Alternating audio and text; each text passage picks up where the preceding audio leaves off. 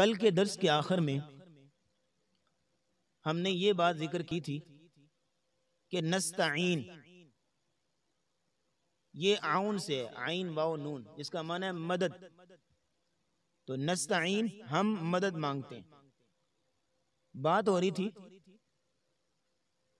کہ کیا اللہ رب العزت کے علاوہ کسی اور سے مدد مانگی جا سکتی ہے؟ تو اس کے ضمن میں ہم نے یہ وضاحت کی کہ امور کی دو قسمیں. ہر انسان کو زندگی میں جو امور پیش آتے ہیں دو قسمیں. کچھ امور ہوتے ہیں فوق الاسباب. فوق الاسباب کا مطلب یہ ہے کہ جن کا اختیار انسان کے پاس نہیں، نہ کسی انسان کے پاس، نہ کسی جن کے پاس، کسی بھی مخلوق کے پاس اختیار نہیں. وہ ہیں فوق الاسباب. ان کا اختیار صرف اللہ کے پاس. ان کاموں میں کہ جن کا اختیار کسی انسان کے پاس نہیں ہے، ان کاموں میں کسی انسان سے مدد مانگیں گے تو کیا ہوگا؟ شرک. اور چھوٹا موٹا نہیں، شرک اکبر. اور کچھ امور ہوتے ہیں تحت الاسباب، وہ انسانوں کے اختیار میں. تو جو امور انسانوں کے اختیار میں ہیں، اللہ رب العزت نے اختیار دیا ہوا ہے، ان امور میں آپس میں مدد کرنا کوئی حرج نہیں بلکہ واجب ہے. کیسے واجب ہے؟ 2 سے 3 نصوص آپ کے سامنے رکھوں گا. جس طرح کہ کل بھی ہم نے بیان کیا تھا، سورۃ المائدہ میں اللہ کیا فرماتے ہیں؟ وَتَعَاوَنُوا عَلَى الْبِرِّ وَالتَّقْوَى. نیکی کے کاموں میں اور تقوی کے کاموں میں ایک دوسرے کی مدد کیا کرو، تعاون کیا کرو. اور ایک مقام پہ فرمایا وَإِنِ اسْتَنْصَرُوكُمْ فِي الدِّينِ فَعَلَيْكُمُ النَّصْرُ. اگر وہ تم سے دین کے معاملے میں مدد مانگے فَعَلَيْكُمُ النَّصْرُ تو تم پہ مدد کرنا واجب ہے، فرض ہے. تو معنی کیا؟ تحت الاسباب ایک دوسرے سے مدد مانگی جا سکتی ہے اور مانگنی چاہیے بھی اور مدد کرنی بھی چاہیے. حضرت عیسیٰ علیہ السلام نے کیا کہا تھا اپنے حواریوں سے؟ من انصاری الی اللہ. اللہ کے لیے، اللہ کے دین کے لیے کون میرا مددگار ہے؟ نبی مدد مانگ رہے. لیکن بھولنا نہیں چاہیے یہ کون سی مدد ہے؟ تحت الاسباب، جو انسانوں کے اختیار میں. ایک روایت ہے نبی اسلام کی، آپ نے فرمایا واللہ فی عون العبد ما کان العبد فی عون اخیہ. اللہ رب العزت اس وقت تک اپنے بندے کی مدد میں رہتے ہیں جب تک بندہ اپنے بھائی کی مدد میں لگا ہوا ہے. ایک شخص اپنے بھائی کی مدد میں جدوجہد کر رہا ہے، تگودو کر رہا ہے، اور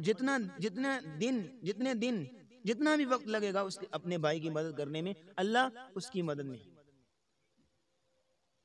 اور ایک روایت صحیح بخاری کی، صحیح مسلم کی، متفق علیہ حدیث، نبی اسلام نے فرمایا المسلم اخو المسلم. مسلمان مسلمان کا بھائی ہے. لا یظلمہ، نہ وہ اس پہ ظلم کرتا ہے، مسلمان مسلمان پہ نہ وہ ظلم کرتا ہے، ولا یسلمہ، نہ اس کو بے یار و مددگار چھوڑ دیتا ہے. اگلی بات ومن کان فی حاجت اخیہ کان اللہ فی حاجت. سبحان اللہ. جو بندہ اپنے بھائی کی حاجت پوری کرنے میں، ضرورت پوری کرنے میں لگا ہوا ہے، اللہ اس کی ضرورت پوری کرنے میں لگے ہوئے. اور اگلی بات ومن فرج عن مسلم کربہ فرج اللہ عنہ بہا کربۃ من کربات یوم القیامہ. اور جو انسان اپنے بھائی کی ایک تکلیف کو دور کریں، صرف ایک تکلیف، اللہ رب العزت قیامت کے دن اس انسان کی تکالیف کو دور کریں. تو تکلیف کو دور کرنا بھی ایک مدد ہے، تکلیف کو دور کرنا بھی ایک مدد. تو بات یہ 3-4 جو نصوص میں نے رکھی، اس بات کی دلیل میں کہ تحت الاسباب ایک دوسرے کی مدد کرنی چاہیے اور ایک دوسرے کی مدد مانگنی چاہیے، لا حرج. لیکن ایک پوائنٹ اس میں بھولنا نہیں چاہیے، ایک پوائنٹ کہ جب کسی سے انسان سے مدد مانگ رہے ہیں نا تحت الاسباب، تو ذہن میں ہونا چاہیے کہ یہ میرا بھائی اس وقت تک میری مدد نہیں کر سکتا جب تک اللہ کی توفیق نہیں ہوگی. کوئی بھی شخص آپ کو اللہ کی توفیق کے بغیر ایک سوئی بھی نہیں دے سکتا. یہ عقیدہ کہ یہ سے میں مدد مانگ رہا ہوں تحت الاسباب، اس کے اختیار میں ہے، یہ مدد کر سکتا ہے میری، لیکن اللہ کی توفیق ہوگی تو مدد ہوگی. توفیق الہی نہیں ہے، مدد نہیں کر سکتا یہ شخص. اور اللہ تو مسبب الاسباب، اسباب پیدا کرنے والا ہے۔ آپ کی زندگی میں کئی ایسے واقعات آئے ہوں گے، آپ بیان کر سکتے ہیں کہ انسان بڑی مشکل میں، بڑی تکلیف میں، اور کوئی چارہ نظر نہیں آ رہا، کوئی راہ حل، کوئی جو ہے وہ ایگزٹ ڈور نظر ہی نہیں آ رہا، لیکن دیکھتے ہی دیکھتے ایسے وسائل اللہ پیدا کریں گے، بندہ حیران رہ جاتا ہے۔ اللہ مسبب الاسباب، تو مدد اللہ رب العزت اپنی جو ہے وہ توفیق دیتے ہیں انسان کو، تو پھر مدد کرتا ہے۔ تو یہ بات ہو رہی تھی تحت الاسباب۔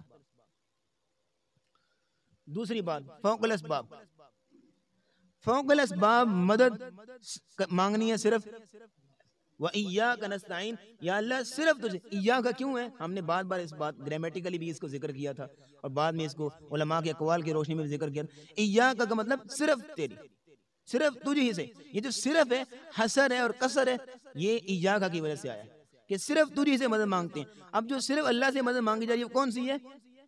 بولیں، فوق الاسباب، فوق الاسباب۔ تحت الاسباب تو مانگی جا سکتی ہے بندہ سے۔ تھوڑی سی مثال سمجھیے گا، فوق الاسباب مدد کیا ہوتی ہے؟ جیسے کسی کے پاس بیٹا نہیں، اولاد نہیں، تو اب اولاد چاہیے اس کو، تو اولاد کس سے مانگے؟ اللہ سے، کیونکہ اللہ کے علاوہ اولاد دینا کسی کے اختیار میں، شرک کب ہوگا؟ جب اللہ کے اختیار میں اولاد دینا، کسی انسان کے، کسی مخلوق کے اختیار میں نہیں، جا کے کسی کے پاس جا کے اولاد مانگے گا تو یہ کیا ہوگی؟ شرک اکبر۔ یہ ہوگا فوق الاسباب، بندے سے مدد مانگ رہے ہیں۔ ایک دوسری چیز شفا، اب شفا اللہ کے علاوہ کسی اور کے اختیار میں نہیں، کل بھی ذکر کیا تھا، شفا اللہ کے علاوہ کسی اور کے اختیار میں نہیں، تو شرک اکبر تب ہوگا جب اللہ کے علاوہ کسی اور کے پاس جا کے شفا مانگ رہا ہے۔ ڈاکٹر میڈیسن دے سکتا ہے، شفا نہیں دے سکتا، شفا اللہ کے ہاتھ۔ تو اس طرح دیگر چیزیں، تو جو چیز اللہ کے اختیار میں صرف، وہ اللہ سے، اور جو اللہ نے بندوں کے اختیار دیا وہ بندوں سے مانگ سکتے ہیں۔ ہر چیز اللہ کے اختیار میں، یہ بات سمجھنی چاہیے۔ اچھا، ایک اور نقطہ یہاں پہ کہ جب آپ اللہ کے علاوہ کسی اور سے مدد مانگیں گے، فوق الاسباب، اللہ کے علاوہ کسی اور سے مدد مانگیں گے، تو یہ سمجھا جائے گا کہ آپ اللہ کو کمزور سمجھتے ہیں، نعوذ باللہ۔ یہ سمجھا جائے گا، آپ اللہ کو، دقیق نقطہ ذرا نوٹ کیجئے گا، اللہ کو کمزور سمجھتے ہیں۔ کیوں؟ کیونکہ شراکت داری کمزوری پہ دلالت کرتی ہے۔ دنیا میں جتنا بھی شراکت داری اور پارٹنرشپ کا کام ہے نا، نظام ہے، وہ کمزوری پہ قائم ہوتا ہے۔ کوئی بھی انسان یہ نہیں چاہتا کہ اپنی پروفٹ، اپنا نفع کسی کے ساتھ تقسیم کرے، نہیں چاہتا، لیکن بزنس کے اندر وہ اپنا پارٹنرشپ بناتا ہے۔ کیوں؟ کمزوری کی وجہ سے۔ اس کے پاس سرمایہ نہیں ہے تو وہ کہتا ہے کسی کے ساتھ مل کے جو ہے وہ کاروبار اچھا ہو جائے گا۔ اس کا کاروبار زیادہ وسیع ہے، اکیلا سنبھال نہیں سکتا، کسی کو ساتھ ملا لیتا ہے۔ کوئی عددی نفری چاہیے اس کو، یا اس کو اتنا تجربہ نہیں ہے، ایکسپیرینس نہیں ہے، تو کسی تجربے والے بندے کو ساتھ ملاتا ہے تاکہ کاروبار اچھا ہو جائے گا۔ تو کمزوری کی بنا پہ پارٹنرشپ بنا رہا ہے۔ اگر اس کے پاس کمزوری نہ ہو تو اس کو کیا ضرورت کسی اور کو ساتھ پروفٹ دینے کی؟ تو اگر آپ اللہ کے ساتھ کسی کو شریک ٹھہرائیں گے، مانا آپ یہ سمجھتے ہیں کہ اللہ کمزور ہے، نعوذ باللہ۔ اولاد جا کے کسی اور سے مانگ رہے ہیں تو آپ یہ سمجھتے ہیں کہ اللہ اولاد نہیں دے سکتا۔ اللہ کوئی چیز دیتا ہے، اس کا فضل ہے، نہیں دیتا اس کا فیصلہ، اس کی مشیت ہے۔ دونوں صورتوں میں بندہ راضی رہنا چاہیے۔ تو یہ بات، یہ نقطہ ہمیں فراموش نہیں کرنا چاہیے۔ تو اللہ رب العزت مدد کرتے ہیں اپنے بندے کی۔ فوق الاسباب اللہ سے صرف مانگنا، تحت الاسباب بندوں سے بھی مانگ سکتے ہیں۔ یہ ایک چھوٹا سا خلاصہ۔ بعض لوگ مغالطہ پیش کرتے ہیں نا، جیسے ہم نے کل بھی ذکر کیا، سر اچھا کسی سے مدد مانگتے ہیں تو یہ شرک نہیں ہوا؟ گھر میں بیوی سے مدد مانگتا ہے، یا کوئی باہر کوئی چیز وزن اٹھانا ہے، بندہ کسی کو کہتا ہے سر یہ مدد کیجئے گا، تو یہ مدد کا کانسیپٹ سمجھنے میں غلطی لگی لوگوں کو۔ بعض لوگ کسی کو مشکل کشا بنا رہے ہوتے ہیں، کسی کو غوث، کسی کو جو داتا۔ اللہ کے علاوہ ایسی صفات جس کا اختیار کسی بندے کے پاس نہیں ہے، وہ صفات کیوں دے رہے ہیں آپ ان کو؟ شرک کا معاملہ بڑا ہے، جو ہے وہ ایک سینسٹیو معاملہ ہے۔ اب ایک چھوٹی سی مثال دوں گا۔ کوئی بھی شخص یہ نہیں چاہتا کہ اس کے گھر میں، اس کی بیوی کے پاس، اس کے بستر میں کوئی اور آئے۔ وہ چاہتا ہے انسان، غیرت مند انسان نہیں چاہتا، لیکن اللہ کس طرح چاہیں کہ اس کی ربوبیت میں، اس کی الوہیت میں کوئی دوسرا آئے؟ اللہ کس طرح چاہیں؟ یہ آج کے درس کا پہلا نقطہ۔ دوسرا نقطہ آج کے درس کا، اللہ رب العزت سے مدد مانگنا، وہ اللہ چاہتے ہیں کہ مجھ سے مدد مانگو، اللہ چاہتے ہیں مجھ سے. دنیا کے لوگ ان سے مانگا جائے تو ناراض ہوتے، اللہ سے نہ مانگا جائے تو اللہ ناراض ہوتا. دنیا کے لوگ ہنسی خشی اس سے کچھ مانگ لو، اس ضرورت اپنی رکھو اس کی، وہ ایسے جیسے پتہ نہیں کیا ہوگا. تو اللہ سے نہ مانگا جائے تو اللہ ناراض ہوتا. وقال ربکم ادعونی استجب لکم، اللہ نے کہا مجھے ادعونی، مجھے پکارو، استجب لکم، میں تمہاری پکار کا جواب دوں گا. اور اگلا جملہ پتا کیا؟ ان الذین یستکبرون عن عبادتی سیدخلون جہنم داخرین، جو لوگ میری عبادت سے، عبادت میں نے دعا، جو میری دعا سے تکبر کرتے ہیں، یعنی دعا نہیں کرتے اللہ سے نہیں مانگتے، ان کو جہنم میں پھینکوں. اب اس سے بڑی وہ ناراضگی ہو سکتی کہ اللہ سے نہیں مانگ رہے تو جہنم کا جو دھمکی دی جا رہی، تو اللہ سے نہ مانگا جائے تو ناراض ہو. کیسا بات ہے؟ جتنا مانگو گے اتنا اور خوش ہوگا. اور ایک روایت ہے نبی اسلام کی، صحیح مسلم میں آپ نے فرمایا، حدیث قدسی ہے، حدیث قدسی جس میں اللہ رب العزت کلام کرتے ہیں. تو نبی اسلام میں اللہ رب العزت فرماتے ہیں، یا عبادی کلکم ضال الا من ہدیت، اے میرے بندو تم سارے گمراہ ہو مگر وہ جس کو میں ہدایت دے دوں. سارے گمراہ لیکن ہدایت یافتہ کون؟ جس کو اللہ ہدایت دے. آگے کیا ہے؟ فاستہدونی اہدیکم، تم مجھ سے ہدایت مانگا کرو میں تجھے ہدایت دیا کروں. یہ پہلا جملہ. یا عبادی کلکم عار الا من کسوتہ، اے میرے بندو تم سارے برہنہ ہو، بے لباس ہو مگر جس کو میں لباس دے دوں. فاستکسونی اکسکم، تم مجھ سے لباس مانگا کرو میں تمہیں لباس دوں گا. لباس اللہ کے اختیار میں، کوئی شخص اپنے اختیار میں لباس نہیں پہن سکتا. اگر پہن سکتا اپنے اختیار میں تو قیامت کے دن پہن کے دکھاؤ. نبی اسلام نے فرمایا، تم یحشر الناس حفاتا عراتا غرلا بہما، قیامت کے دن لوگ اٹھائے جائیں گے حفاتا، ننگے پاؤں ننگے جسم، کوئی لباس نہیں ہوگا، بہما خالی ہاتھ، ہاتھوں میں کوئی چیز نہیں، الا یہ کہ ان کے اعمال. تو اگر لباس کسی کے اختیار میں ہے تو قیامت کے دن پہن کے دکھاؤ. دنیا میں آخرت میں دونوں جہانوں میں لباس دینا اللہ کے اختیار میں بس. تو کیا فرمایا؟ کلکم عار، تم سارے برہنہ ہو، تم سارے برہنہ ہو تو جو مگر جس کو میں لباس دوں، لہذا مجھ سے لباس مانگا کرو میں تمہیں لباس دوں گا. تیسرا جملہ، یا عبادی کلکم جائع الا من اطعمتہ، اے میرے بندو تم سارے بھوکے ہو، بے رزق ہو، الا من اطعمتہ مگر جس کو میں کھانا دے دوں. فاستطعمونی، مجھ سے کھانا مانگا کرو، اطعمکم، میں تمہیں کھانا دیا کروں. کتنے جملے ہوئے؟ 3. چوتھا جملہ، یا عبادی، اے میرے بندو کلکم تذنبون باللیل والنہار وانا اغفر الذنوب جميعا، تم سارے دن رات لگے ہوئے گناہوں میں، گناہ کیے جا رہے اور میں معاف کرتا جا رہا ہوں. فاستغفرونی اغفر لکم، مجھ سے بخشش مانگا کرو میں تمہیں بخشش دیا کروں. اور آخری جملہ اس حدیث کا، نبی اسلام میں اللہ فرماتے ہیں، یا عبادی ان اولکم وآخرکم وانسکم وجنکم قاموا فی صعید واحد، تمہارے اگلے پچھلے آدم اسلام سے لے کر قیامت تک جتنی بھی انسانیت ہے، اور نہ صرف انسان بلکہ جن بھی، قیامت شروع سے لے کے قیامت تک جتنے انسان ہیں جتنے جن ایک میدان میں کھڑے ہو جائیں اور جو چاہتے ہیں مانگے اللہ سے، جو چاہتے ہیں مانگے اللہ سے. تو اللہ رب العزت فرماتے ہیں میں ہر ایک کو اس کی طلب، اس کی مطلوبہ چیز دیتا بھی جاؤں گا تو میرے خزانے میں اتنی بھی کمی نہیں آئے گی جتنا کہ ایک سوئی کو سمندر میں جو ہے وہ ڈبویا جائے پھر نکالا جائے تو سمندر میں کیا کمی آتی ہے؟ ابھی ہوا کہ سمندر کا آدھا پانی ختم ہو گیا، سوئی کتنا پانی لے کے آئے گی؟ اتنی بھی، یہ نہیں کہ اتنی کمی ہو جائے گی، سوئی پھر بھی پانی لے کے آتی ہے تھوڑا بہت، لیکن اللہ کہتے ہیں میرے خزانوں میں اتنی بھی کمی نہیں ہوتی. اور ایک اور روایت صحیح بخاری صحیح مسلم کی متفق علیہ، نبی اسلام فرمایا، ینزل ربنا تبارک و تعالی کل لیلۃ الی السماء الدنیا، اللہ رب العزت آسمان دنیا پہ روزانہ رات کے آخری پہر نزول فرماتے ہیں.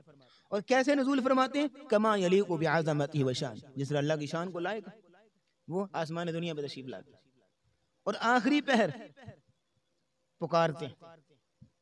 کیا پکارتے ہیں؟ من یستجیبنی، کون ہے جو مجھ سے پکارے میں اس کی پکار کا جواب دوں، کون ہے جو مجھ سے مدد مانگے میں اس کی مدد کروں، کون ہے مجھ سے رزق مانگے میں اس کو رزق دوں، کون ہے مجھ سے بخشش مانگے میں اس کو بخش دوں۔ اللہ بار بار پکار ہی جا رہے ہیں۔ اور ایک ذرا آج کل رات یا ویسے بھی رات کتنے منٹ کی ہوتی ہے؟ تقریباً کتنے گھنٹوں کی؟ 9 گھنٹے سپوز دیٹ۔ تو رات کے 3 حصے کریں، 3 گھنٹے اللہ یہ پکارتے ہیں کنٹینیوسلی 3 آورز اللہ رب العزت پکار رہے ہیں، بار بار پکار ہی جا رہے پکار، اور ہمارے جیسے بد نصیب سو رہے ہیں اور اللہ بار بار پکار ہی جا رہے ہیں۔ کون ہے مانگے مجھ سے، مانگے مجھ سے، مانگے مجھ سے، مانگے مجھ سے۔ اٹ مینز کہ روزانہ۔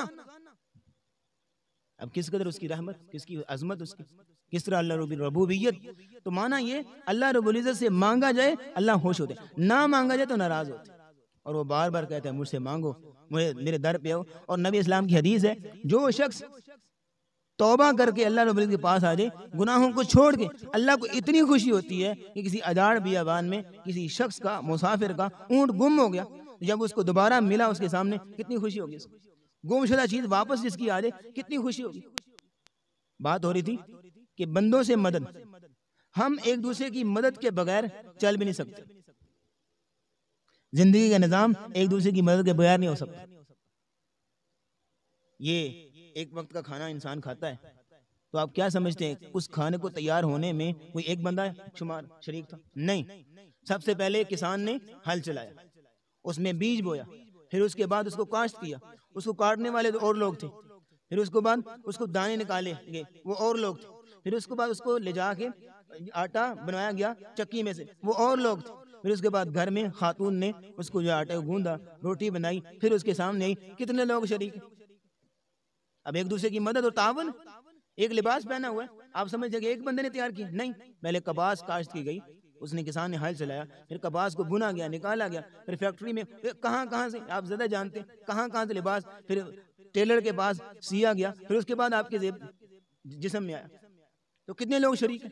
تو انسان ایک دوسرے کی مدد کے بغیر جو ہے وہ چل بھی نہیں سکتے۔ بات ہو رہی تھی کہ بندوں سے مدد، ہم ایک دوسرے کی مدد کے بغیر چل بھی نہیں سکتے، زندگی کا نظام ایک دوسرے کی مدد کے بغیر نہیں ہو سکتا۔ یہ ایک وقت کا کھانا انسان کھاتا ہے تو آپ کیا سمجھتے ہیں اس کھانے کو تیار ہونے میں کوئی ایک بندہ شمار شریک تھا؟ نہیں، سب سے پہلے کسان نے ہل چلایا، اس میں بیج بویا، پھر اس کے بعد اس کو کاشت کیا، اس کو کاٹنے والے تو اور لوگ تھے، پھر اس کے بعد اس کو دانے نکالے گئے وہ اور لوگ تھے، پھر اس کے بعد اس کو لے جا کے آٹا بنایا گیا چکی میں سے وہ اور لوگ تھے، پھر اس کے بعد گھر میں خاتون نے اس کو جو آٹے گوندا، روٹی بنائی، پھر اس کے سامنے آئی، کتنے لوگ شریک ہیں؟ اب ایک دوسرے کی مدد اور تعاون۔ ایک لباس پہنا ہوا ہے، آپ سمجھ جائے کہ ایک بندے نے تیار کیا؟ نہیں، پہلے کپاس کاشت کی گئی، اس نے کسان نے ہل چلایا، پھر کپاس کو بنا گیا، نکالا گیا، پھر فیکٹری میں کہاں سے آپ زیادہ جانتے ہیں کہاں سے لباس پھر ٹیلر کے پاس سیا گیا، پھر اس کے بعد آپ کے جسم میں آیا، تو کتنے لوگ شریک ہیں؟ تو انسان ایک دوسرے کی مدد کے بغیر جو ہے وہ چل بھی نہیں سکتے۔ تو یہ آج کے درس کا بس یہی عنوان تھا۔ کل انشاءاللہ امید ہے کہ کل ایاک نستعین کی جو بحث ہے انشاءاللہ ختم ہو جائے گی، کل مزید اس کے بارے میں بات کریں گے، اور پھر اس کے بعد اہدنا الصراط المستقیم پہ انشاءاللہ العزیز۔ تو آج کے درس کا یہی خلاصہ ہے، فوق الاسباب اور تحت الاسباب کی ہم نے وضاحت کی، اور پھر اس کے بعد مدد، اللہ سے مدد مانگنا، اللہ خوش ہوتے ہیں مجھ سے مانگا جائے، اور کتنا خوش ہوتے ہیں وہ بھی ہم نے الحمدللہ بیان کیا۔ وآخر دعوانا الحمدللہ رب العالمین۔